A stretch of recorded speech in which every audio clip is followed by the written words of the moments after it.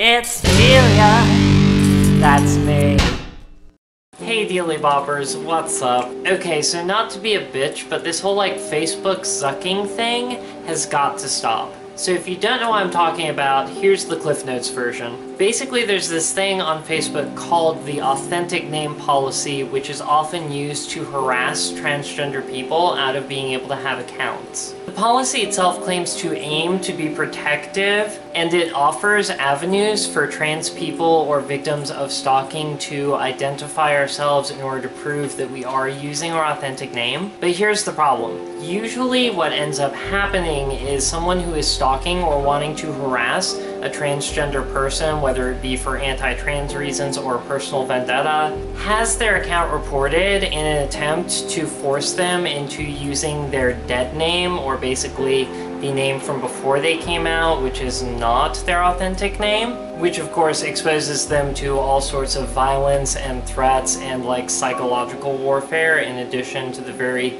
real threats of physical violence that we face on a daily basis. And most of the time, the only alternative is to simply not have the account. For transgender people, our authentic names are those which we use every day, which reflect our authentic identity, as opposed to something that we basically view as a mask which was forced by a violent society.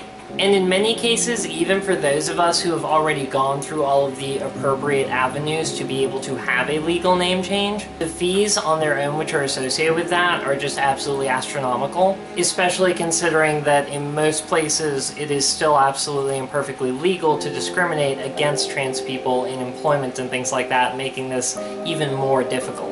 Now, the policy aims to provide for that by accepting multiple different forms of identification aside from just state-issued ID. It's supposed to be able to be as simple as, say, sending in a piece of mail with your name on it, or using really any photo ID that includes your authentic name and your date of birth and your photo, so there is that. But there's no guarantee that it's actually going to work out that way, which is what started to happen to me recently.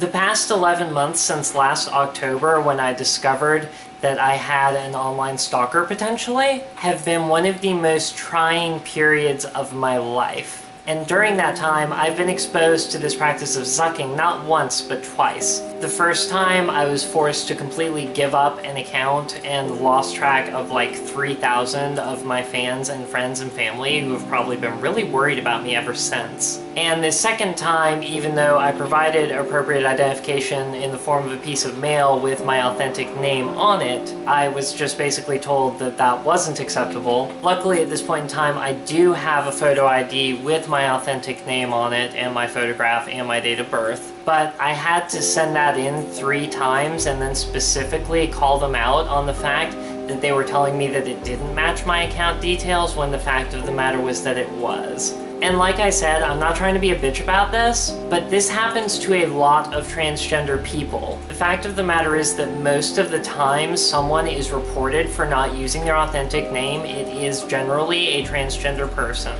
And as a matter of fact, there are a lot of times cis people or people who are not transgender who have accounts with nicknames or even just completely fake, laughable names, who don't face the same issue with as much frequency at all. This isn't necessarily to say that Facebook itself is being discriminatory so much as it is to say that the system itself is kind of broken in a way which is really harmful to transgender people very specifically, and stalking victims very specifically. Unfortunately, for a lot of trans people, those two things often go hand in hand. And it's not so specifically even just that happened to me, even though that did cause me to take a hit to my ability to get my work out there, or the fact that it once again literally put me at risk to several forms of violence. It's more the fact that it does this to so many trans people, and it's so common that we have been able to even give it a nickname.